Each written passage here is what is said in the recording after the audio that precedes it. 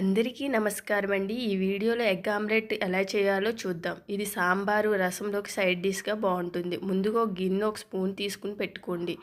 ఇందులో ఒక ఉల్లిపాయ, ఒక పచ్చిమిర్చి, కొద్దిగా కొత్తిమీర చిన్న చిన్న ముక్కలుగా కట్ చేసి వేసుకొని, చిటికెడు సాల్టు, కొద్దిగా పసుపు, కొద్దిగా కారం వేసుకొని, ధనియాలు, జీలకర్ర పొడి వేసుకోవాలి. లేకపోతే స్కిప్ చేసేయండి. ఇవి బాగా కలుపుకోండి. 2 ఎగ్స్ పగలగొట్టుకుని ఇందులో వేసుకోండి. వేసుకున్నాక బాగా కలపండి. బాగా కలిపి పక్కన పెట్టుకోండి. స్టవ్ మీద ఒక కళాయి పెట్టుకుని ఆయిల్ వేసి పూర్తిగా స్ప్రెడ్ చేయండి. బాగా వేడెక్కినాక ముందుగా రెడీ చేసుకున్న మిశ్రమాన్ని ఇందులో వేయండి.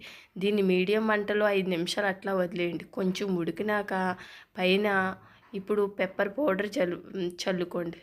పెప్పర్ పౌడర్ చల్లుకున్నాక తిరగేసేసి 5 నిమిషాలు పూర్తిగా సిమ్లో పెట్టేయండి. దీనివల్ల ఉల్లిపాయ, పచ్చిమిర్చి బాగా మగ్గుతాయి, ఉడుకుతాయి కూడా. ఈ వీడియో మీకు నచ్చినట్లయితే లైక్, షేర్, సబ్స్క్రైబ్.